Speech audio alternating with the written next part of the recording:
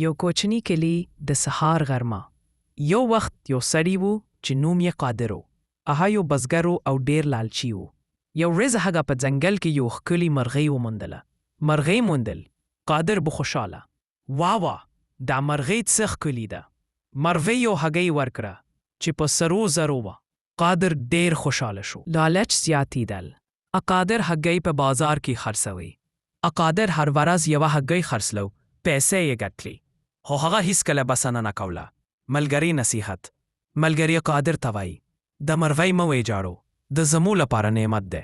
لالچي فکر. قادر: نه، زه غواړم ټوله هګۍ یو ځله ترلاسه کړه. قادر مرغۍ وواجه، خو هغه یوازې یوه معمولي هګۍ ومونده. خفګان. قادر خپل سر جده.